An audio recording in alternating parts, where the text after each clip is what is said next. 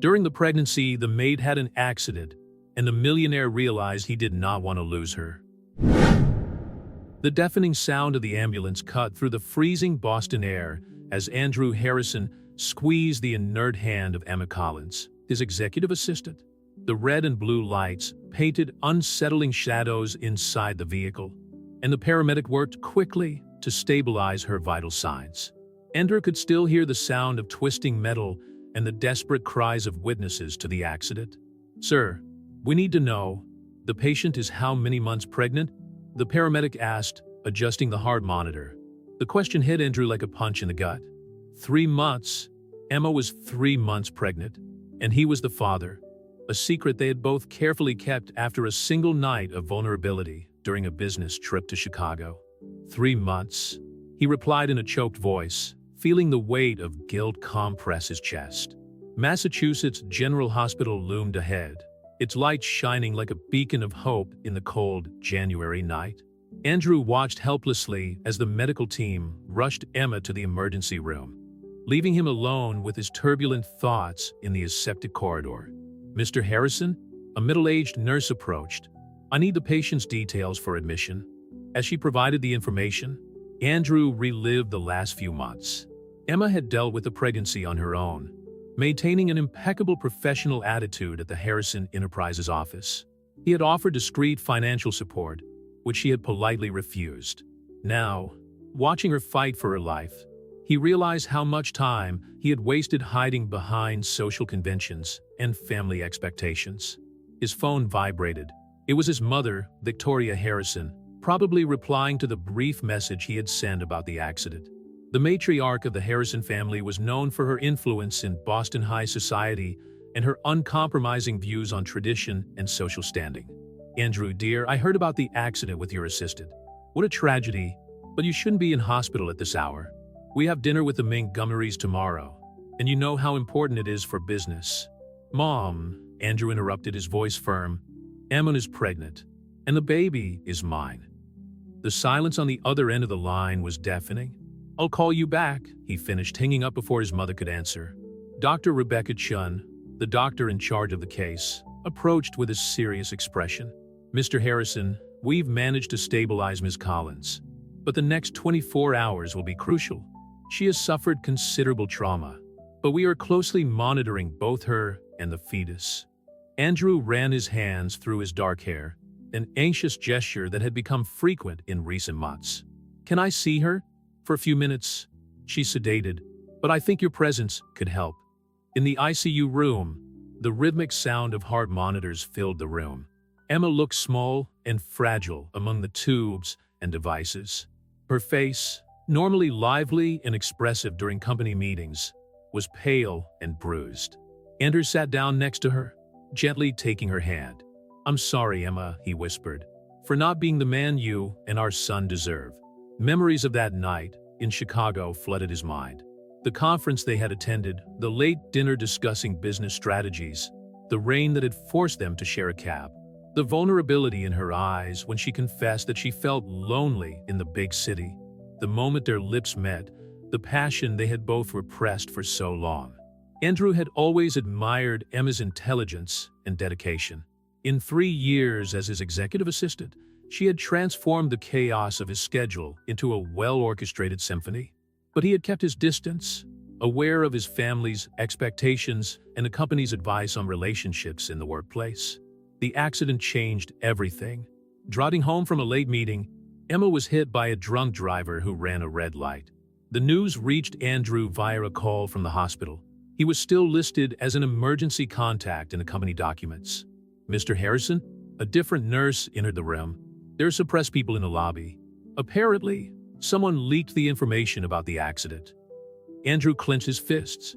He knew it would only be a matter of time before the story came out. The heir to Harrison Enterprises, one of the largest technology conglomerates in the country, expecting a child with his assistant was not the kind of news that went unnoticed. "I'll deal with it," he replied, getting up reluctantly. Before leaving, he leaned over and gently kissed Emma's forehead. "I'll be back soon, I promise." In the hallway, he met Richard Matthews, his lawyer and longtime friend, who had arrived after receiving his message. The journalists are already speculating, Richard informed her, showing her the notifications on his cell phone. We need a strategy. The only strategy one care about right now is making sure Emma and the baby are okay, Andrew replied, his voice laden with determination. As for the rest, it's time to stop hiding. Richard studied his friend for a moment. Your mother won't accept that easily. You know, Victoria, I'm not 16 anymore, Rich. I can't let her expectations dictate my life anymore. Andrew looked through Emma's bedroom window. I almost lost her today. I almost lost our son. Some things are more important than the Harrison name. The lawyer nodded, recognizing the change in his friend. I'll prepare an official statement and deal with the press. You take it. As Richard walked away, Andrew went back to his room. It was going to be a long night, but for the first time in months, he felt at peace with his choices. The fear of scandal, family disapproval, and professional consequences seemed insignificant compared to the fear of losing Emma and his son. Sitting next to her, Andrew began to plan the necessary changes. He knew the road would be difficult, but he was ready to fight, not just for the survival of Emma and the baby, but for the chance to build the family he had always secretly longed for, but never had the courage to pursue. Victoria Harrison burst into the hospital corridor with the same imposing presence that used to intimidate executives at board meetings. Her Chanel Degree 5 left a trail in the sterile air, while her heels echoed against the linoleum floor. Andrew saw her before she even met him, and his body instantly tensed. We need to talk, she declared, her voice controlled but charged with indignation. In private, Andrew cast one last glance at Emma through the bedroom window and followed his mother into an empty waiting room. Victoria closed the door and turned to face him, her blue eyes, the same ones he had inherited, shining with a mixture of disappointment and calculated concern. How could you be so irresponsible? She began, keeping her voice low but sharp. A son with your assistant? The Montgomerys have a perfectly suitable daughter. Stop it, Andrew interrupted, surprising himself with the firmness in his voice. Emma is not a mistake that needs to be corrected. She's the most capable and upstanding person I've ever met. She's your employee, Andrew. Do you have any idea of the scandal this will cause? The company's shares have already dropped 2 points since the news leaked. Is that what you're worried about? The shares? Andrew ran his hands over his face, exhausted. Emma is fighting for her life and my son's, and you're worried about the financial market? Victoria moved closer, softening her expression slightly. Darling, I know you feel responsible, but there are discreet ways of dealing with this. We can make sure she's well compensated. No, the word burst out of him with a force that made his mother recoil. I'm not going to turn my child into a financial settlement. Emma isn't an employee who needs to be bought. He hesitated, the realization hitting him like a wave. She's the woman I love. The silence that followed was heavy. Victoria studied her son as if seeing him for the first time. You're not thinking clearly, she finally said. When your father died, I promised him that I would protect the Harrison legacy. I won't let you destroy everything you worked for because of a reckless affair. Dad died 15 years ago, Mom, and I spent every day since trying to be the son you wanted, the CEO the company needed. But not this time. The conversation was interrupted by a knock on the door. Dr. Chen entered, his professional expression masking any reaction to the tension evident in the room. Mr. Harrison, Ms. Collins is showing signs of consciousness. I thought you'd like to know. Andrew moved towards the door, but Victoria grabbed his arm. Andrew, if you go out that door now, what? He turned, facing her. Are you going to disown me? Remove me from the company? Do whatever you have to, Mom, but I'm not going to abandon Emma and my son. Leaving Victoria stunned, he followed Dr. Chen into Emma's room. Her eyes were ajar, confused, searching for something, or someone, in the unfamiliar surroundings. Emma, Andrew approached, holding her hand gently. I'm here. She blinked a few times, focusing on his face. She tried to speak, but the oxygen tube made it difficult. Dr. Chen quickly assessed her vital signs. The saturation is good. We can remove the breathing aid, the doctor declared, carefully proceeding with the extubation. The baby, Emma whispered, her voice hoarse. It's fine, Andrew assured her, stroking her hair. You're both fine. Silent tears streamed down her face. "I'm soda. I should have been more careful. It wasn't your fault," he said firmly. "The other driver was drunk. You didn't do anything wrong." Emma closed her eyes for a moment, gathering her strength. "Your mother's here, isn't she?" I heard her voice. Andrew hesitated, but decided to be honest. "Yes, but don't worry about that now. You need to rest." "Andrew." She opened her eyes again, her gaze surprisingly lucid. "I don't want to cause problems for you or your family. If you need to get away—" "No," he interrupted her, leaning closer. "Listen, Emma. I've spent the last 3 months trying to convince myself that I could keep my distance, just be a father behind the scenes. But when I got that call from the hospital," his voice faltered, "I realized I was lying to myself. I can't lose you. I don't want to lose you." Emma studied him in silence, searching his face for something. "You don't have to say that just because I'm in hospital." "I'm not," he smiled softly. "In fact, I think the hospital just made me admit what I've known for a long time. I love you, Emma Collins. And if you give me the chance, I want to do it right. The 3 of us, together." Before Emma could reply, a movement at the door caught her eye. Victoria was standing there, watching the scene with an indecipherable expression. For a tense moment, no one moved. Then, slowly, the Harrison matriarch entered the room. "Miss Collins," she said, her voice controlled, "I see you're awake. I'm relieved." Emma tried to sit up, but Andrew gently stopped her. "Mrs. Harrison, please," Victoria held up a hand. "Let me speak first. Clearly, I underestimated the nature of the situation. Although I still have my reservations, my son has made his position quite clear. And if there's one thing Harrison has never done, it's abandon his family." Andrew watched his mother in amazement, recognizing what those words represented. Not exactly a blessing, but a first step towards acceptance. Richard Matthews watched from the doorway of the hospital room as his legal team worked tirelessly in the corridor, managing the growing media attention on the Harrison case. Through the glass, he could see Andrew sitting next to Emma, who was sleeping peacefully after her first solid meal in days. The scene made him smile. In 20 years of friendship, he had never seen Andrew so genuinely at peace. "Mr. Matthews?" Claire Peterson, the newest member of his team, approached with a tablet. "The board of Harrison Enterprises is demanding an emergency meeting for tomorrow morning." "Of course they are," Richard sighed, adjusting his tie. "Prepare the documents we discussed. And Claire, make sure the hospital security is reinforced. I don't want any paparazzi getting pictures of Ms. Collins." Inside the room, Andrew noticed movement in the corridor. Careful not to wake Emma, he got up and went out to talk to his friend. "How are things outside?" he asked, closing the door softly. "The world is curious to meet the woman who won the heart of Boston's most sought-after bachelor," Richard replied, trying to keep his tone light. "But we have a bigger problem. The council has called a meeting for tomorrow." Andrew leaned against the wall, exhausted. "Let me guess. They're worried about the company's image?"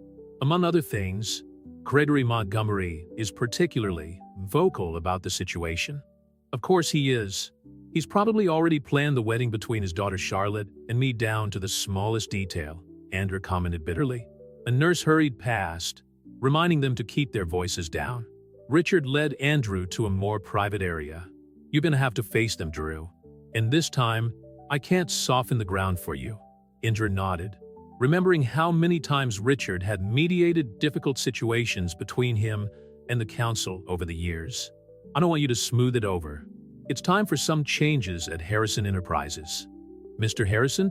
Dr. Chin approached, interrupting the conversation. "I've just received the latest test from Ms. Collins. If she continues to progress like this, we'll be able to transfer her to a regular room tomorrow." The news brought a genuine smile to Andrew's face. "What about the baby?" "The fetal beats are strong and regular. Considering the trauma suffered, both mother and baby are recovering remarkably well." As the doctor walked away, Richard observed the transformation in his friend's countenance.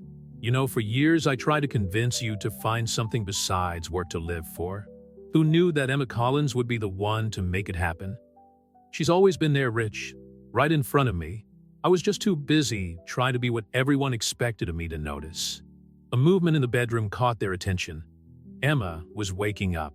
Andrew immediately headed back, but Richard stopped him for a moment. "Drew, whatever happens tomorrow at the council, I'm on your side." Inside the bedroom, Emma was struggling to sit up. Andrew quickly adjusted the pillows to support her better. "How long did I sleep?" she asked, her voice still hoarse. "A couple of hours. How are you feeling?" "Like I've been run over," she tried to joke, but her weak smile betrayed her discomfort. Andrew held her hand, noticing how it felt smaller and more fragile against his own. "Dr. Chin says you can go to a regular room tomorrow." "Great. I hate ICUs." Emma hesitated before continuing. "Andrew, about what we talked about earlier, about us." "You don't have to say anything now," he interrupted gently. "You need to focus on recovery." "No, I need to say that," she insisted, her green eyes meeting his with determination. "I love you too. Probably since that conference in Seattle, when you spent all night redoing a presentation just because an intern had made a mistake in the graphics." Andrew laughed, remembering the episode. "You were angry with me for being too demanding." "I wasn't angry. I was impressed by how much you cared about doing things the right way, without humiliating anyone in the process." A comfortable silence settled between them, filled only by the soft sound of hard monitors. "There's a council meeting tomorrow," Andrew finally said. "They're not happy with the situation." Emma tensed visibly. "What's going to happen?" "Honestly, I don't know. But no matter what they decide, it won't change anything between us." He leaned down, kissing her forehead softly. "You and our son are my priority now. But the company, it's your family's legacy. The company will survive. And if it doesn't survive the way it is, maybe it's time to build something new. Something of our own." Emma studied him for a moment, as if trying to determine whether he really believed what he was saying. "Your mother seemed more receptive today." "Victoria Harrison doesn't change her mind easily," Andrew smiled. "But I think seeing you here, fighting for her grandson's life, touched something in her that I thought no longer existed." A soft knock on the door interrupted the conversation. Victoria entered carrying a small bag. "I brought you a few things you might need," she said, addressing Emma. "Toiletries, a more comfortable sweater than those awful ones from the hospital." Emma and Andrew exchanged surprised glances before she replied. "Thank you, Mrs. Harrison. That's very kind of you." "Victoria, please," the matriarch corrected, taking a seat in the armchair next to the bed. "And Andrew, you should go home and get some rest. You have an important meeting tomorrow."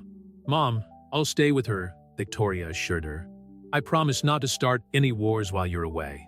Victoria Harrison's surprisingly light comment drew a small smile from Emma. Andrew looked between the two women, realizing that maybe there was hope for his family after all. "I'll be back in a few hours," he promised, kissing Emma softly before leaving.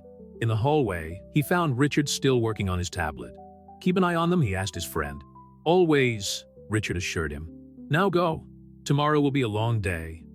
The meeting room on the 42nd floor of Harrison Enterprises was buzzing with whispered conversations when Andrew entered at precisely 8 a.m.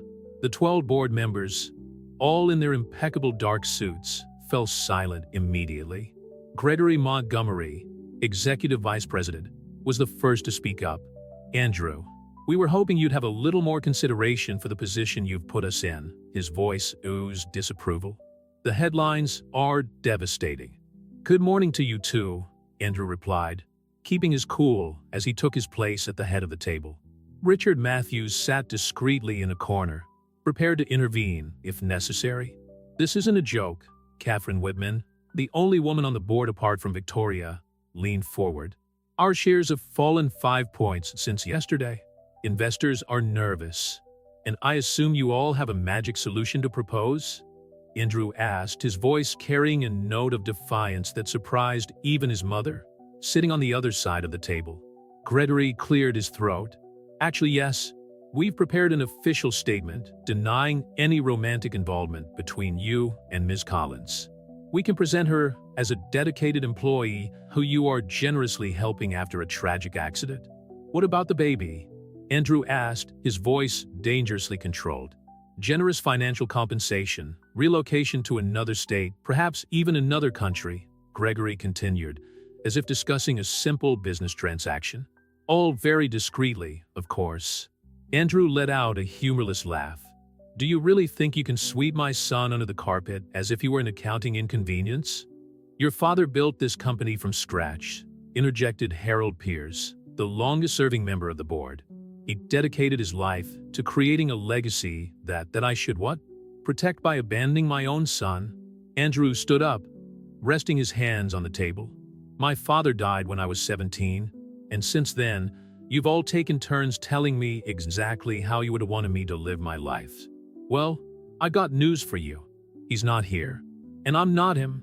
Victoria Harrison watched her son with a complex expression, something between pride and concern. Anil, no, Mom, let me finish. He took a deep breath. In the last 10 years, I've transformed Harrison Enterprises from a traditional technology company into one of the leaders in sustainable innovation. We've tripled our market value, expanded to 3 continents, and created more than 10,000 jobs. I did all this following your rules, living the life you saw fit. The silence in the room was palpable. Andrew continued, his voice softer now. But Emma, she showed me that there's more to life than quarterly reports and business dinners. And our son, he's given me something that all the money in this company can't buy, a chance to have the family I've always wanted. That's very touching, Gregory interrupted dismissively. But it doesn't change the fact that your affair with a female employee could destroy everything we've built. First, Andrew turned to face him. Emma is not an affair. She's the woman I love and the mother of my child. Secondly, if our reputation is so fragile that it can be destroyed by me taking on my responsibilities as a man and a father, perhaps we need to reevaluate our values as a company. Richard chose that moment to intervene, standing up with a folder in his hands.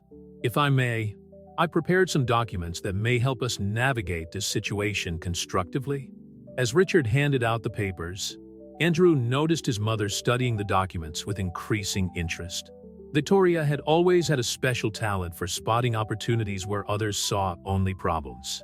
A restructuring? She asked, raising an eyebrow. More like a natural evolution, Richard explained.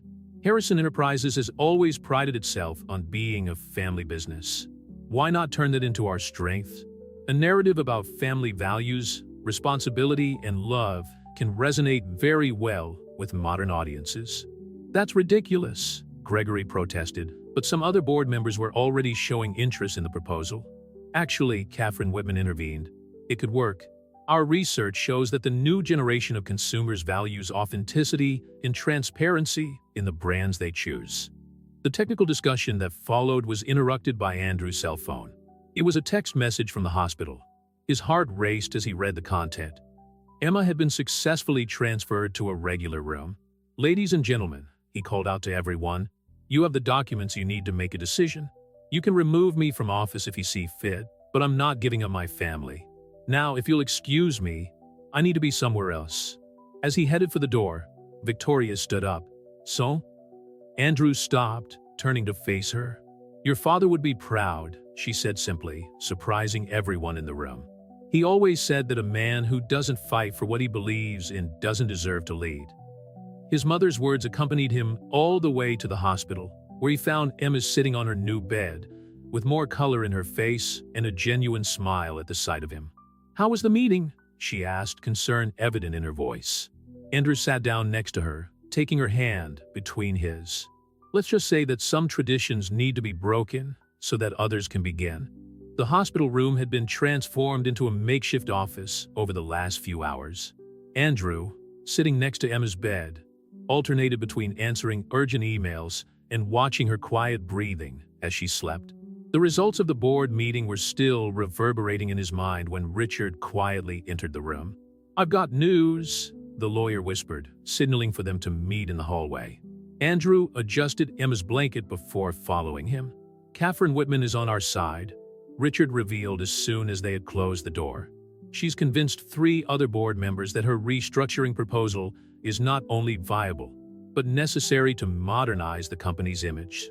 Andrew leaned against the wall, processing the information. And Gregory? Still furious, obviously. But with Victoria openly supporting you, he's losing ground fast. A tired smile appeared on Andrew's face. I never thought I'd see my mother advocating such a radical change in the company. Speaking of her, Richard checked his phone.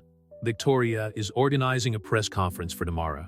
She wants to personally announce the new chapter of Harrison Enterprises, as she's calling it. The conversation was interrupted by Dr. Chun, who approached with a clipboard in his hands. "Mr. Harrison, can I talk to you for a moment?" The doctor led him a few steps forward. "Ms. Collins' latest tests are excellent.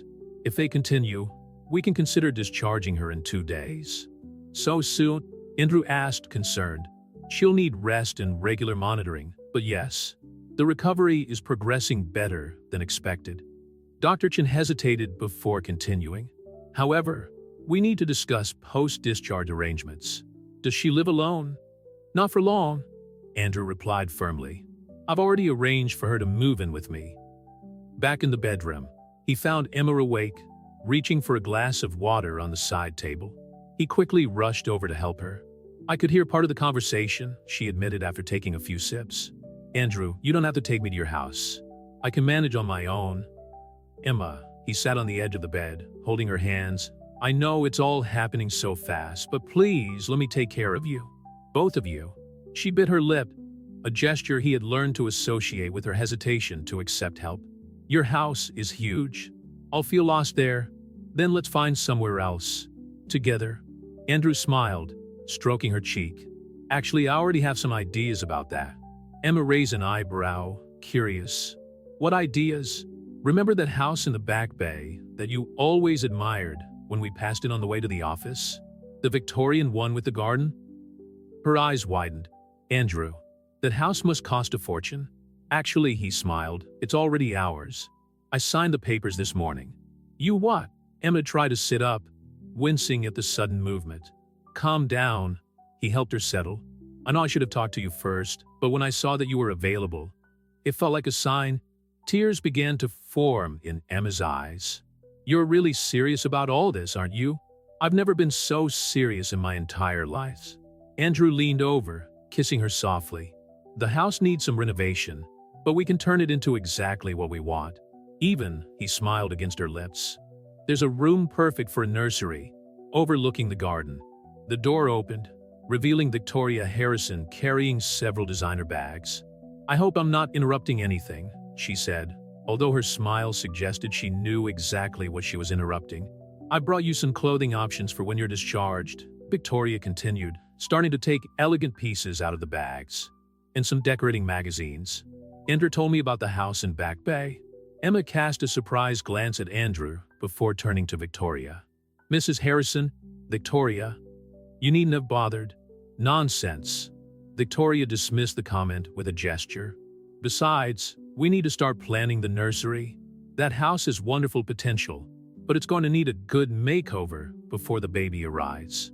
Andrew watched in awe as his mother and Emma began leafing through magazines together, discussing colors and styles. It was a scene he had never imagined possible a few days ago. "Oh, I almost forgot." Victoria interrupted the discussion about shades of sage green. "Andrew, darling, I need you at the press conference tomorrow. We're going to present a united front." "Mom, I don't want to leave Emma alone. I'll stay with her," Victoria offered, surprising everyone. "We have a lot to plan, and you need to show those press vultures that the Harrisons are stronger when they're united." Emma squeezed Andrew's hand. "She's right. Just go. I'll be right here when you get back." That evening, after Victoria had finally left, laden with notes on renovating and decorating, Andrew and Emma were alone again. The room was silent except for the soft sound of the muted television on the wall. "Your mother is really trying hard," Emma commented, playing with Andrew's fingers entwined in hers. "She's amazing when she decides something's worth it," he replied, leaning over to kiss her forehead. "As I should have been from the start." "You're here now," Emma murmured sleepily. "That's what matters." Andrew watched her fall asleep, thinking about how his life had completely changed in a matter of days. The house in the Back Bay would only be the beginning. He had much bigger plans for his future with Emma and their son. But for now, he was perfectly content to be there, holding her hand while she slept, dreaming of the tomorrow they would build together. The press conference in the main lobby of Harrison Enterprises attracted a crowd of journalists. Andrew adjusted his tie as he watched his mother, Victoria, command the makeshift stage with the same elegance that characterized her in every situation. Harrison Enterprises has always been more than a technology company, Victoria declared into the microphone, her voice firm and controlled. We are a family, and families grow, evolve, and adapt. Backstage, Richard checked the latest messages on his cell phone. The market is reacting positively. The shares have already recovered 2 points since the start of the press conference. Andrew barely registered the information, his mind focused on Emma.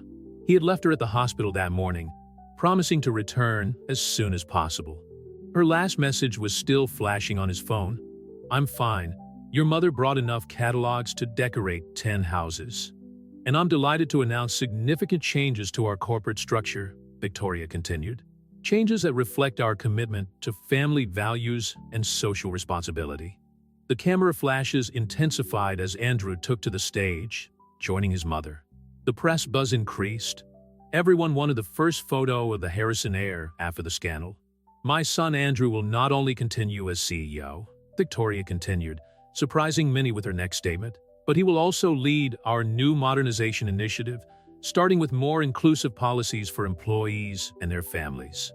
Andrew approached the microphone, feeling the weight of hundreds of expectant stares. Harrison Enterprises was built on the principle that technology should serve people, not the other way around. Today, we reaffirm that commitment, starting with our own corporate family. The questions came like an avalanche. Mr. Harrison, is it true that your assistant is pregnant? How long did the relationship last? How is the Harrison family dealing with the situation? Emma Collins, Andrew replied with a calm that surprised even his mother, is an exemplary professional who has contributed significantly to the growth of this company over the last 3 years. Yes, we're expecting a child. And yes, I intend to take on all the responsibilities as a father and partner. At the hospital, Emma watched the live broadcast on her tablet, silent tears streaming down her face. Victoria had insisted on leaving a discreet security team in the corridor, anticipating the interest of the press. He's doing really well, commented Catherine Whitman, who had decided to keep Emma company during the press conference. I've never seen Andrew so sure of himself. Emma smiled, instinctively touching his still, barely visible belly. He's always been strong. He just needed to find something he really wanted to fight for. Back at the press conference, Andrew continued to answer questions with an honesty that disarmed even the most insistent reporters. When asked about the future, his answer was straightforward. I'm building a family with the woman I love. If that shocks some of our more conservative investors, maybe it's time for them to reevaluate their own values. Richard, watching from backstage, noticed Gregory Montgomery leaving the lobby in a rage. We've just lost another member of the council, he whispered to Victoria as she joined him. Let him go, Victoria replied, surprisingly calm. Sometimes we need to prune a few branches to make the tree grow stronger. After the press conference, Andrew dismissed his team and drove straight to the hospital. He found Emma asleep, the tablet still on her lap, showing the headlines about the press conference.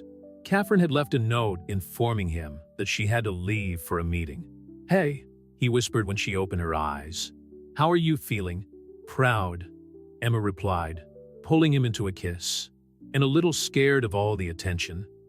Andrew settled into the chair next to the bed, entwining his fingers with hers.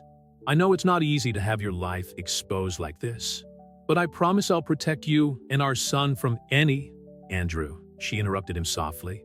I don't need to be protected. I need us to be in this together, as partners. He smiled, recognizing the strength he had always admired in her. Partners, he agreed. Speaking of which, I brought you something to look at. He took some architectural plans out of his jacket pocket. These are the first sketches for the renovation of the house. I thought we could go over them together. Emma settled down on the bed, curious. The next few hours were spent discussing structural changes, wall colors, and the transformation of the old office into a nursery. It was surreal how, in the midst of all the media chaos, that moment seemed so normal, so right. You know what's funny? Emma commented as they studied the master bedroom project. I spent so long trying to keep a professional distance, convincing myself that it was better this way, and now, Now we're choosing curtains together? Andrew added with a smile. Exactly. She hesitated before continuing. Are you sure you won't regret it? Giving up so much for us? Andrew let go of the plants and held her face between his hands. Emma, I'm not giving up anything. I'm finally choosing what really matters. A soft knock on the door interrupted the moment. Dr. Chen entered, carrying the latest test results. Good news, he announced. If the next tests continue like this, you'll be able to go home tomorrow. So soon? Andrew asked, concerned. With adequate rest and regular monitoring, the doctor assured him. And I imagine she'll have all the support she needs at home? More than you can imagine, Emma replied, smiling at Andrew. More than I ever imagined. The day of her discharge from hospital arrived with a mixture of anxiety and anticipation. Andrew had turned the master bedroom of his penthouse on Beacon Hill into a temporary sanctuary for Emma, while the house in the Back Bay underwent initial renovations. The security team, discreetly positioned at the entrance to the building, kept the photographers at bay. Are you sure you don't want to use the wheelchair? Dr. Chen asked for the third time, watching Emma finish dressing in a comfortable outfit that Victoria had personally chosen. I'm fine, doctor, Emma insisted, although Andrew noticed how she unconsciously rested her hand on her abdomen as she moved. I just want to go home. Home? The word carried a new meaning now. Andrew realized that, in all his years living alone in the penthouse, he had never really considered it a home. It was just a place to sleep between endless days at the office. Remember the restrictions? Dr. Chen continued, handing over a list of recommendations. Absolute rest for the first week, then light activities as tolerated. No work or unnecessary stress.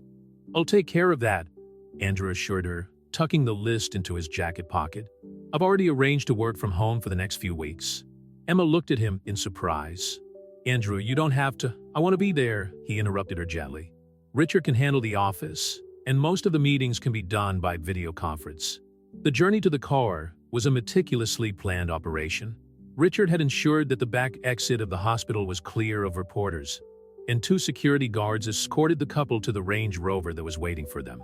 Your mother called 3 times this morning, Emma commented as Andrew maneuvered the car out of the parking lot.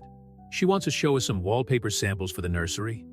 Andrew smiled, still marveling at his mother's transformation. Victoria Harrison, an expert in children's decoration. Who knew? I think she's trying to make up for lost time, Emma reflected, watching the city pass by the window. Yesterday she told me about when she was pregnant with you. How your father renovated the baby's room all by himself, insisting that it was a job for a father to do. Andrew was silent for a moment, absorbing the information.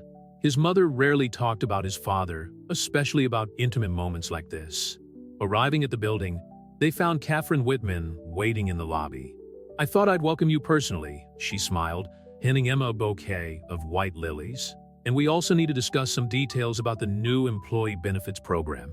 Catherine, Andrew started to protest, but Emma interrupted him. That's fine. In fact, I have a few suggestions about that. She accepted Andrew's offered arm as they walked to the elevator. I think we can use our experience to create something really meaningful. In the apartment, Emma was momentarily speechless.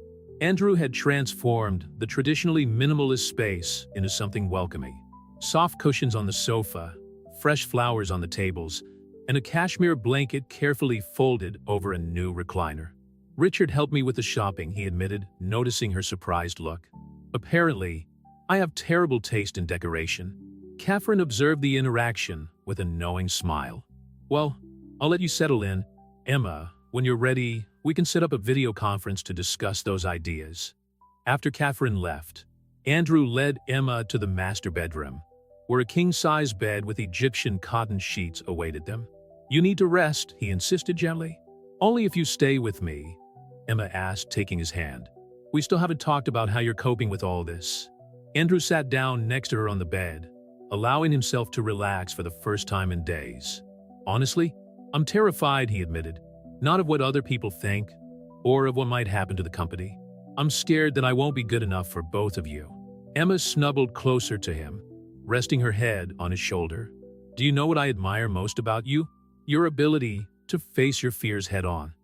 I'll learn from the best, he smiled, kissing her forehead. You've always been the brave one out of the two of us. The rest of the afternoon passed quietly.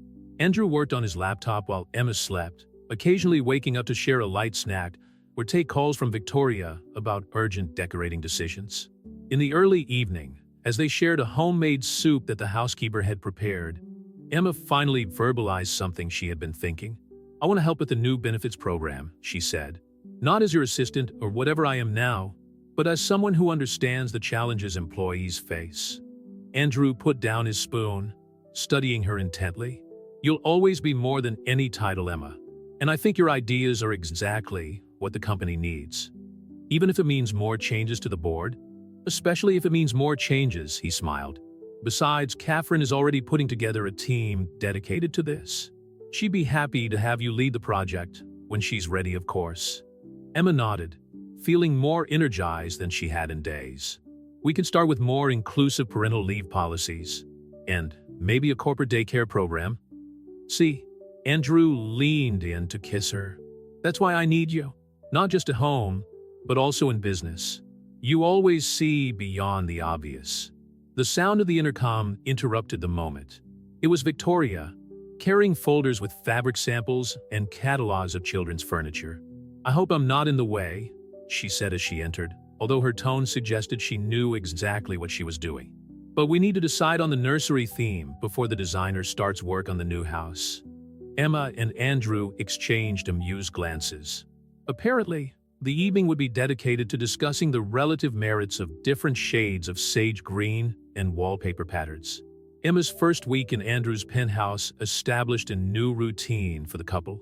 Mornings began with breakfast served on the balcony overlooking the Charles River, where they discussed the new house's renovation projects between work calls and frequent visits from Victoria with new decorating samples. The workmen start demolishing the old kitchen today, Andrew commented as he poured Emma more orange juice. The architect said they found some original elements of the house that we can restore. Emma smiled, watching him organize documents on his laptop without taking her eyes off him. Over the last few nights, she had noticed how he checked his breathing in his sleep, still haunted by his days in hospital. You need to stop watching me sleep, she said softly. I'm not going to disappear, you know. Andrew paused his work, meeting her eyes. I'm sorry. It's just he hesitated. That call from the hospital? I still wake up sometimes thinking it was all a bad dream. The moment was interrupted by the arrival of Catherine Whitman, carrying a thick folder with proposals for the new corporate benefits program. I hope I'm not disturbing breakfast, she smiled, noticing the partially empty plates. But we need to finalize this before the board meeting tomorrow. Emma settled into her chair, instantly more alert. Despite doctor's orders to avoid work, she couldn't keep completely away, especially from such a significant project. Actually, Andrew interjected, I was thinking of postponing the meeting. Emma still needs rest, and Andrew, Emma interrupted him gently. I can attend by video. It's important. Catherine watched the interaction with interest. It was clear how the dynamic between them had changed since the accident. The former professional relationship had evolved into something deeper, a genuine partnership where they both cared about and respected each other's limitations. I've got some news about Gregory, Catherine commented as she settled down. He's trying to form an alliance with some smaller investors against the proposed changes. Andrew sighed, running a hand through his hair in a familiar gesture of frustration. Predictable. He's never been okay with not having full control over the board's decisions. Actually, Emma intervened, leafing through some documents Catherine had brought. This could be an opportunity. If we show how the new policies can increase productivity and talent retention. Just what I thought, Catherine smiled. That's why I brought some case studies of companies that have implemented similar programs. The next few hours were spent refining the presentation for the board. Emma contributed valuable insights based on her experience as an employee, while Andrew and Catherine focused on the financial and logistical aspects. We need a name for the program, Catherine commented, organizing the last notes. Something that reflects the company's new values. How about Harrison Forward? Emma suggested. It represents progress, but maintains the connection with family tradition. Andrew looked at her with admiration. Perfect, as always. The rest of the morning passed quickly between phone calls and final adjustments to the documents. When Catherine finally left, Emma noticed Andrew watching her with concern. "I'm fine," she assured him, recognizing the signs. "Just a bit tired. Let's get some rest," he suggested, helping her to her feet. "Richard can deal with the rest of the preparations for tomorrow." In the bedroom, as Emma settled between the cushions, Andrew received a message from his mother. Victoria had found a set of vintage furniture for the nursery that would go perfectly with the style of the house in the back bay. "Your mom is really into this renovation," Emma commented, reading the message over his shoulder. "I never imagined she'd be so involved. I think you've given her something she hasn't had for a long time," Andrew replied, lying down next to her. "A purpose beyond social events and council meetings." Emma reflected on how things had changed. Just a few weeks ago, Victoria Harrison was an intimidating figure who barely noticed her existence beyond direct work-related orders. Now, they spent hours discussing wall colors and baby furniture. "Speaking of purpose," she began hesitantly, "I've been thinking about my role in the company after the baby is born." Andrew propped himself up on one elbow to get a better look at her. "You can do whatever you want. You know that, right?" "I know, but I want to do something meaningful. Something that really makes a difference to people's lives." She paused, organizing her thoughts. Maybe turn Harrison forward into something bigger than just corporate benefits. A complete family support program, with daycare, expanded medical care, psychological support. "Keep going," Andrew encouraged, recognizing the familiar gleam in her eyes when she had an idea she was passionate about. "We could create a model that other companies could follow. Show that it's possible to be successful in business without sacrificing the well-being of employees." The board meeting started virtually at 9 in the morning, with Emma joining in from the comfort of the penthouse while Andrew and Catherine led the Harrison Forward presentation from the main conference room. The split screen showed the faces of all the members, including a visibly upset Gregory Montgomery. "The numbers are clear," Catherine presented, her firm voice echoing through the room. "Companies that have implemented similar programs have seen an average 47% increase in talent retention and a 32% reduction in turnover costs." Emma watched the reactions carefully through the screen. Years of experience in executive meetings having trained her to read the nuances in the participants' expressions. Gregory alternated between making angry notes and casting disapproving glances at Andrew. "And who exactly is going to lead this initiative?" Gregory interrupted, barely disguising his disdain. "We need someone with proven experience in human resources management, not just good intentions." "Emma Collins," Andrew replied without hesitation, his eyes meeting hers through the screen. "No one knows the needs of our employees better or has more experience in coordinating complex projects at Harrison." A murmur ran through the virtual room. Emma felt her heart race, not at the mention of her name, but at the absolute confidence in Andrew's voice.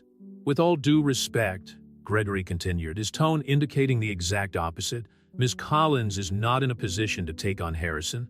Collins is in no position to take on such a responsibility considering her current situation." "My current situation," Emma interjected, her voice calm but firm, "is exactly what qualifies me for this role, Mr. Montgomery. I experience firsthand the challenges our employees face when trying to balance professional and personal lives." Victoria, who had remained silent until then, leaned forward in her chair. "I agree with Emma. What's more, your previous experience managing international projects for the company proves your leadership skills." Victoria's unexpected support momentarily silenced the objections. Catherine took the opportunity to present the implementation schedule, highlighting how the program would be developed in phases to minimize operational impacts. As the presentation continued, Emma received a private message from Richard. "Gregory is furious because he's lost control of the narrative. Stand your ground." The discussion went on for another 2 hours, with every aspect of the program being thoroughly analyzed. Emma remained engaged, answering questions and offering insights that demonstrated her deep understanding of both the practical and strategic aspects of the project. "Before we close," Gregory made one last attempt. "I'd like to register my concern about the initial costs of this program. In times of economic uncertainty, the costs have already been fully calculated and projected." Andrew interrupted him, his patience visibly wearing thin. As shown in the reports you've all received, the return on investment is projected for the first 18 months. What's more, Emma added, we already have 3 partner companies interested in implementing similar programs, which positions us as leaders in corporate social innovation. The final vote was surprisingly favorable. 8 votes in favor, 3 against, with 1 abstention. Gregory disconnected immediately after the result, but not before Emma noticed his look of pure resentment. After the meeting, as Andrew drove home, Emma received an unexpected call from Catherine. You were brilliant, Catherine praised. Gregory didn't expect so much preparation and technical knowledge. He clearly underestimated you. Thank you, Catherine, but something tells me he won't give up easily. Probably not, but now he knows he's not just dealing with the CEO's pregnant assistant. You proved your worth today. When Andrew arrived home, he found Emma on the balcony, lost in thought as she watched the movement on the river. Penny for your thoughts? He joked, taking a seat next to her. I was thinking about how things have changed, she replied, leaning back against him. A few weeks ago, I was just your assistant trying to hide a pregnancy. Now I'm leading a project that could change the lives of hundreds of families. Andrew kissed her temples softly. You were never just my assistant, Emma. You've always been so much more. Gregory will continue to be a problem, she commented after a moment's silence. Probably, but I won't let him or anyone else interfere with what we're building, whether in the company or in our personal lives. Emma smiled, remembering something. Your mother surprised me today. I didn't expect her to defend me so openly. Victoria Harrison always recognizes talent when she sees it, Andrew replied. Besides, I think she's finally understood that you're not here for the Harrison name or money. The rest of the afternoon was spent finalizing details of the project with the HR team, interspersed with virtual tours of the progress of the renovation in the new house. Emma noticed how Andrew constantly checked that she wasn't overworking herself, his protective instinct still sharp after the accident. Do you know what impressed me the most today? She commented as they shared dinner later. How you didn't hesitate to stand up for me, even though you knew it could create more conflict on the council. Emma, Andrew put down his cutlery, looking at her intensely. I've learned the hard way that some things are more important than corporate politics. You and our son are my priority now. The rest, we can deal with that together. Saturday morning brought a different atmosphere to the penthouse. Emma woke up to the sound of muffled voices coming from the kitchen. Andrew and Victoria discussing the last details of the renovation while preparing breakfast. The domestic scene, so far removed from the formality that used to characterize the Harrisons, still surprised her. The demolition team found original oak paneling behind the library walls, Victoria explained, gesturing with a coffee cup. We can restore them and incorporate them into the new design. Emma watched from the kitchen doorway, not immediately announcing her presence. Andrew was concentrating on making pancakes, a skill she'd only recently discovered he possessed, while his mother showed him photos on her iPad. Good morning, she finally said, making them both turn around. You should be resting. Andrew immediately put down the spatula, moving to help her sit up. I'm pregnant, not disabled. Emma joked but accepted his support. The pain from the accident had eased considerably, but she still felt occasional twinges when she moved too quickly. Actually, Victoria intervened. It's good that you're here. We need to discuss next week's charity dinner. Andrew frowned. Mom, Emma still needs rest. I don't think a social event is appropriate right now. Actually, Emma surprised them both. I think we should go. It would be a great opportunity to officially present Harrison forward to our main partners. Victoria smiled triumphantly. Just what I thought. Besides, she hesitated briefly, it will be your first official public appearance as a couple. We need to control the narrative before the press create their own stories. Andrew's phone vibrated. It was Richard with updates on Gregory Montgomery. Apparently, he was trying to arrange private meetings with some important investors. Let him try, Victoria said when Andrew shared the information. The more he tries to undermine you, the more desperate he seems. Emma observed the interaction between mother and son, noticing how their dynamic had changed. Where once there had been tension and unmet expectations, now there was a deeper mutual understanding. About dinner, Victoria continued. I've already arranged an appropriate dress for you, Emma. Something elegant but comfortable. considering your condition." "Mother," Andrew started to protest, but Emma interrupted him with a gentle touch on his arm. "Thank you, Victoria. I'm sure it will be perfect." The morning progressed with discussions about the event and virtual tours of the house renovation. The architect sent new photos showing progress on the library and the future nursery. "The original structure is impressive," the architect explained via video call. "With a few modern adaptations, we can create a truly unique space." After lunch, while Victoria attended a meeting of the charity committee by phone, Andrew found Emma on the balcony, lost in thought. "A penny for your thoughts?" he asked, taking a seat next to her. "I was thinking about how quickly everything has changed," she replied, entwining her fingers with his. "A few weeks ago, I could barely look your mother in the eye. Now she's picking out my dress for social events." Andrew laughed softly.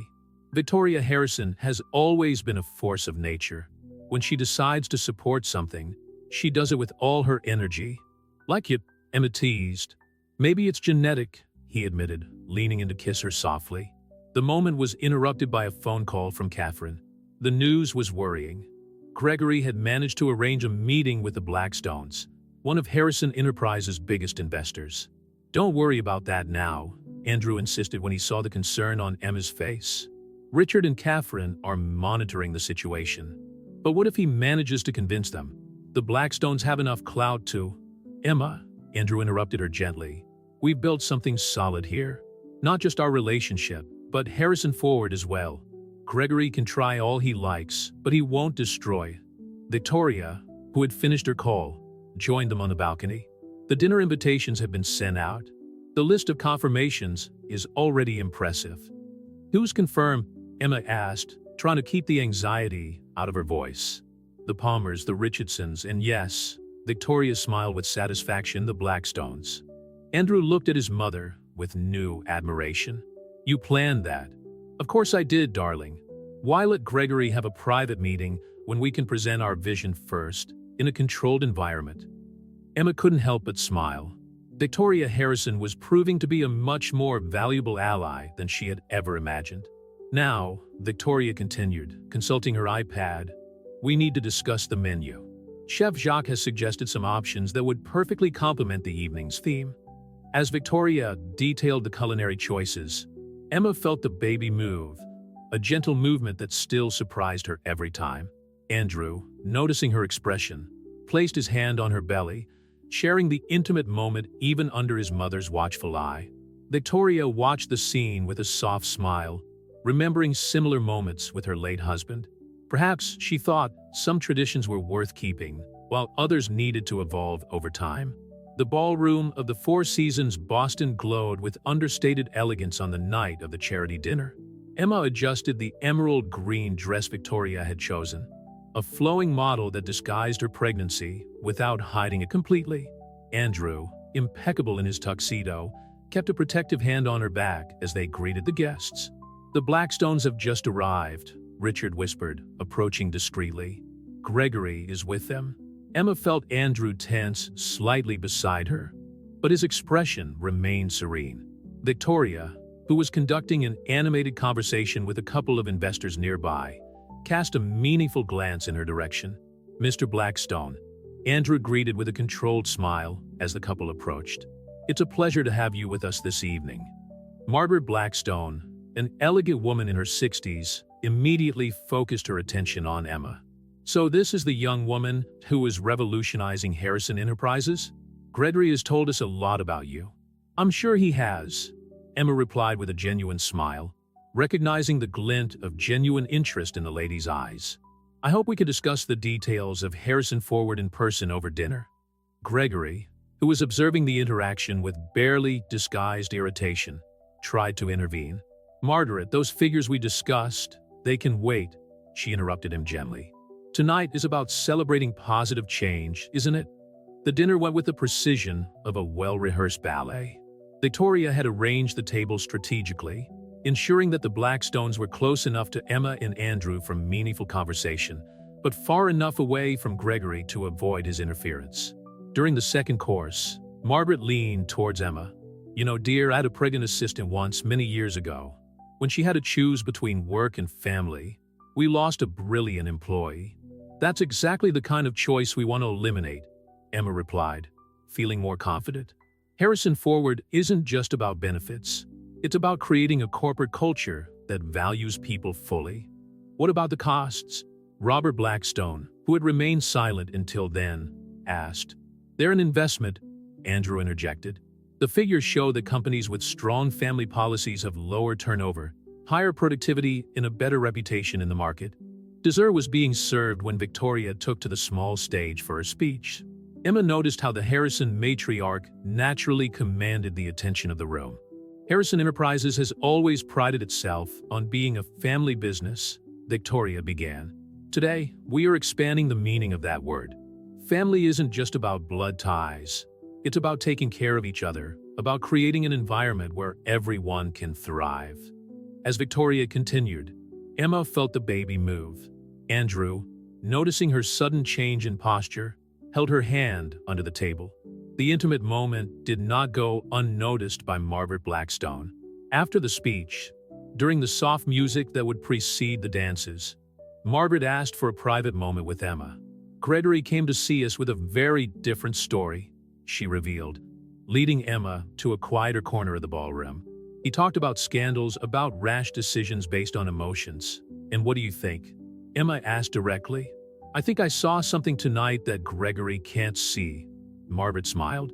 I saw a company evolving naturally, led by people who understand that success in business and humanity are not mutually exclusive. Before Emma could reply, Andrew joined them. Is everything all right? He asked, his concern evident. Perfectly fine, Margaret assured him. I was just telling your lovely companion that the Blackstones fully support Harrison Forward. In fact, she added with a conspiratorial smile, we like to implement a similar program in our companies. Across the room, Gregory watched the scene with growing discomfort. Victoria, who was discreetly monitoring the situation, approached him. You know, Gregory, she commented casually, I always thought you were smarter than that. What are you talking about, Victoria? About knowing how to recognize when a battle is lost, she replied, her smile as sharp as a blade. The world is changing. You can change with it or, he challenged. Or you can find your place in another company that shares your old-fashioned values. The rest of the evening flowed like fine wine, with Emma and Andrew receiving congratulations and expressions of support from various guests. When they finally got into the car to drive home, Emma kicked off her shoes with a sigh of relief. You were amazing, Andrew said softly, pulling her close. We were amazing, she corrected. All of us. Your mother especially. I never imagined that she would become our biggest advocate. Victoria Harrison always plays to win, he smiled, and she clearly chose our team. The first rays of March sunshine illuminated the interior of the Back Bay house as Emma and Andrew made their first official visit to the almost completed renovation. The scent of fresh paint mingled with the newly polished wood of the restored library panels, creating an atmosphere of new beginnings. The craftsman did an incredible job with the original details, Andrew commented, carefully guiding Emma through the rooms. His hand remained protectively on her back as they climbed the main staircase, now restored to its Victorian splendor. Emma stopped at the top of the stairs, admiring the corridor that led to the nursery. Victoria had personally overseen every detail of the room, transforming it into a space that blended classical elements with modern touches. I still can't believe we'll be living here in a few weeks, she murmured, unconsciously stroking her increasingly visible belly. Gentlemen, the architect met them in the hallway, carrying updated plans. The last of the kitchen finishes will be installed this week, and the accessibility modifications you requested for the garden are almost complete. After the success of the charity dinner, the weeks had passed in a whirlwind of activity. Harrison Forward was in full swing, with Emma coordinating virtual meetings from her temporary rooftop workstation. Gregory Montgomery had surprisingly resigned from the council, citing irreconcilable differences of view. The nursery furniture arrives tomorrow, Victoria announced, climbing the stairs to join them. And I brought some final fabric samples for the curtains in the master suite. Andrew watched his mother and Emma poring over fabric samples, discussing patterns and textures. The transformation in their relationship still surprised him sometimes.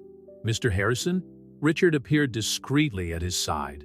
We have that meeting with the international investors in half an hour. Can you reschedule? Andrew asked, his eyes still fixed on Emma. I want to take advantage of this moment. Richard smiled understandingly.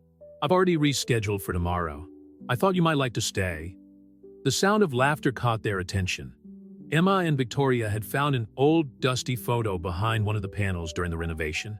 In it, a young Andrew was smiling, holding a school debating trophy. You were adorable with braces, Emma teased, showing the photo. I still have some boxes from the attic to go through, Victoria commented. I'm sure we'll find more treasures to share. The morning progressed with final decisions on finishes in planning the move. Emma occasionally stopped to rest, still following her doctor's recommendations. But her energy for the project was infectious. I thought about using this space as a shared office, she suggested, showing a sunny room on the second floor. That way we can work from home when we need to, but still maintain a healthy separation between work and personal life. Andrew hugged her from behind, resting his chin on her shoulder, always thinking about balance. Someone has to, she joked, leaning back against him. Otherwise, you'd turn every room into a meeting room. Victoria, observing the interaction, smiled discreetly. I'll check on progress in the kitchen. The new appliances should be here soon. Alone in the future office, Emma and Andrew allowed themselves a moment of quiet. The distant sound of hammers and chainsaws created a strange background music for their thoughts. Sometimes I still wonder if all this is real, Emma confessed, turning to face him. If I'm going to wake up back in that hospital, or worse, in my old apartment alone. Andrew held her face between his hands. It's real. Every moment, every decision that brought us here. And I promise you'll never be alone again. A noise in the corridor interrupted them. Catherine had arrived for an update meeting on Harrison Forward. Sorry to interrupt, she smiled, noting the intimate moment. But I have some exciting news about the corporate daycare program. The three of them settled into temporary chairs as Catherine shared the latest updates. The pilot project would be implemented at Harrison's Boston headquarters, with plans to expand to other offices in the coming months. The employees are enthusiastic, Catherine reported. Applications for the program have already exceeded our initial expectations. What about the costs? Emma asked, always attentive to financial details. Within budget. In fact, the Blackstones suggested a partnership to expand the program more quickly. Andrew watched Emma in her element, asking insightful questions and suggesting adjustments to the implementation plan. She had blossomed in her new role, turning her personal experience into tangible change for others. Oh, one more thing, Catherine added before leaving. Forbes magazine wants to do a story on the program. They're particularly interested in the story behind it. Emma hesitated. I don't know if I'm ready for so much exposure. You're more than ready, Andrew assured her. Your story could inspire other companies to follow our example. Victoria, returning from inspecting the kitchen, added her support. Besides, who better to tell this story than someone who has lived it? The interview for Ford's was scheduled for a sunny April afternoon in their new Back Bay home. Emma nervously adjusted her loose blouse over her 6-month belly while the journalist, Madison Carter, set up her recording equipment in the restored library. It's an impressive house, Madison commented, admiring the oak paneling that gleamed in the natural light. It matches perfectly with the story we're about to tell. Tradition meeting modernity. Andrew, who was discreetly supervising the installation of the last bookcases, smiled as he noticed Emma's nervousness. In recent weeks, she had conducted countless meetings about Harrison Forward, but a personal interview was uncharted territory. Can we start by talking about how it all began? Madison suggested, settling into one of the leather armchairs. The moment you realized that Harrison Enterprises needed this change, Emma exchanged a meaningful glance with Andrew before answering. Actually, it started with an accident, she said softly. Sometimes it takes almost losing something to realize its true value. The conversation flowed naturally as Emma shared her experience. First as an executive assistant, then as a pregnant employee trying to navigate the complexities of the corporate environment, and finally as the architect of a program that was redefining corporate policies. The numbers are impressive, Madison noted, consulting her notes. 15 companies have already shown interest in implementing similar programs. How do you see this impact expanding? It's like planting a garden, Emma replied, looking through the French windows at the green space being transformed at the back of the house. You start with a seed, in this case, the idea that professional success in personal life can coexist harmoniously.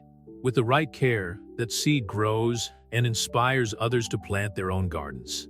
Victoria arrived during the interview, bringing finished designs for the sensory garden she was planning, a side project that had become her passion in recent weeks.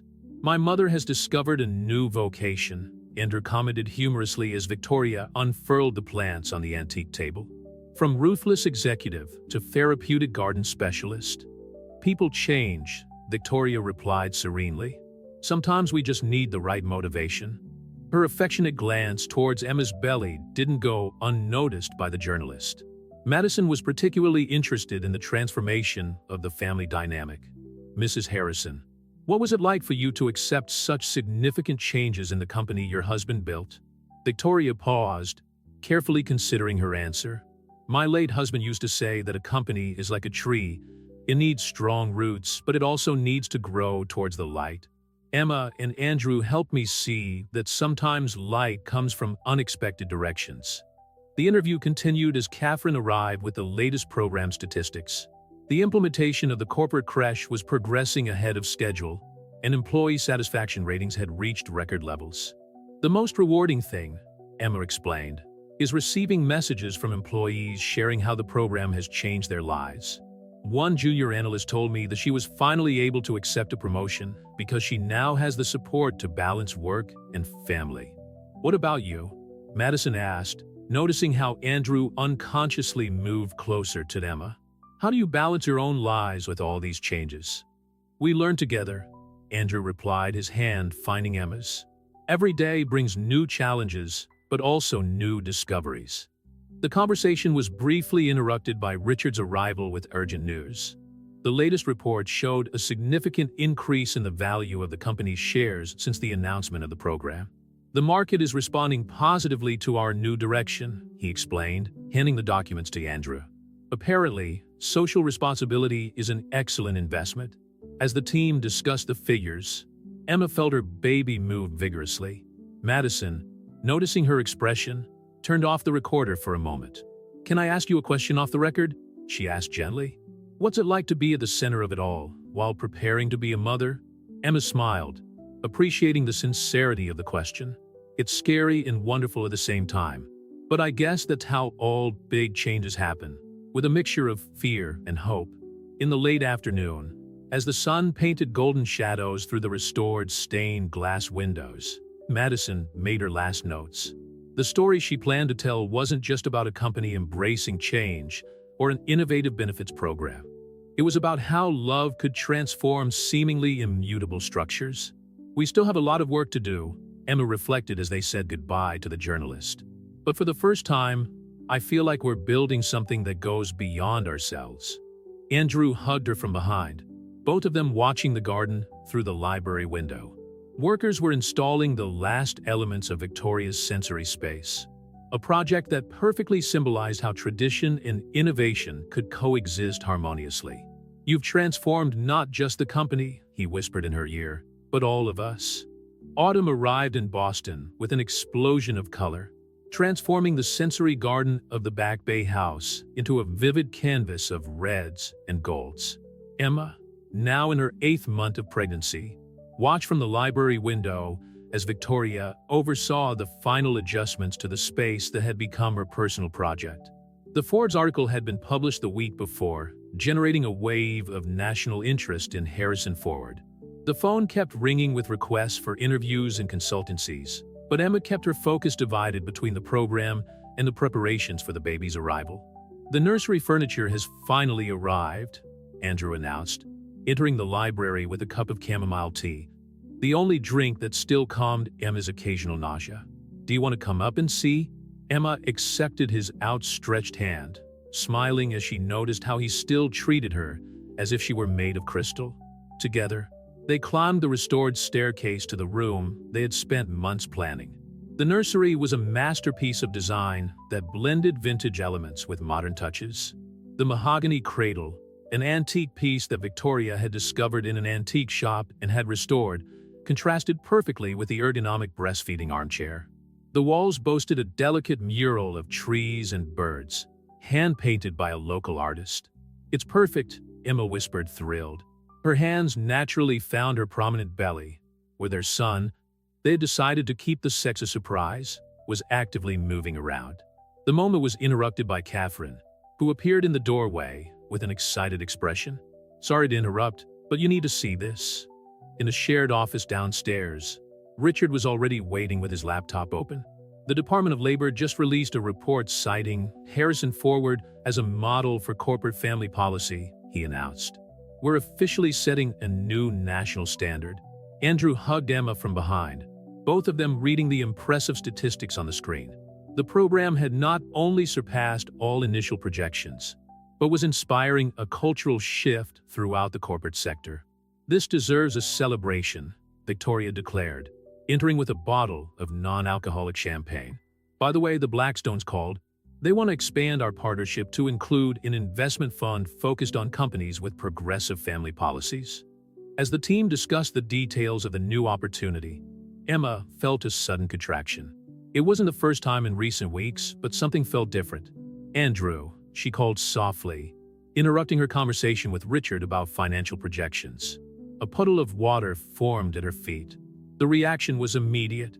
Victoria was already on the phone to the hospital, while Catherine coordinated logistics with the security team to avoid any unwanted press attention. Andrew, surprisingly calm, guided Emma to the car, remembering to pick up the suitcase carefully prepared weeks before. At the hospital, Dr. Chin was waiting for them with a reassuring smile. "Looks like someone decided to join the celebration a little early," she commented, ushering Emma into a private birthing suite. The next few hours unfolded in a blur of contractions, controlled breaths, and words of encouragement. Ender didn't leave Emma's side for a moment, his constant presence anchoring her through the waves of pain. Victoria was waiting in the corridor with Richard and Catherine, all wrapped up in a strange mixture of work and anticipation. The Harrison matriarch occasionally entered the room to offer words of comfort, her own experience of motherhood creating a new bridge of connection with Emma. Finally, at 3:47 in the morning, a baby's loud cry filled the room. "It's a girl," Dr. Chin announced, placing the little pink bundle on Emma's chest. "Grace," Emma whispered, tears streaming down her face as she looked at her daughter for the first time. "Gracias, Victoria Harrison." Andrew, also crying openly, kissed Emma's forehead before leaning down to gently touch his daughter's perfect little face. "It's the perfect name," he agreed. When Victoria walked in a few minutes later and heard the name chosen, her usual composure wavered momentarily. Wordlessly, she just held Emma's hand, a gesture that communicated more than any speech could. In the hours that followed, while Emma rested and Grace got to know her extended family, Andrew watched the sun rise over Boston from the hospital window. The city was waking up to another day, unaware of the small revolution that had begun in a hospital room months ago and was now culminating in the birth, not only of his daughter, but of a new era at Harrison Enterprises. Richard found his friend gazing at the view, thinking about how everything has changed, thinking about how some changes are exactly what we needed, even when we didn't know we needed them, Andrew replied, his gaze returning to Emma asleep with Grace in her arms. In the days that followed, the news of Grace's birth was met with a wave of congratulations not only from social and business circles, but also from the employees of Harrison Enterprises. Each message reinforced how Harrison Forward had transformed not just corporate policies, but real lives. The drive home was quiet and private, just as the couple wanted. Victoria's sensory garden was in full bloom, as if celebrating the arrival of its new resident. In the nursery, soft evening light filtered through the silk curtains, creating dancing patterns on the walls as Emma breastfed Grace for the first time at home. "Welcome home, little revolutionary," Andrew whispered, watching his two greatest achievements with infinite love. The future that was unfolding in front of them was bright with possibilities, built on foundations of love, courage, and the determination to make a difference.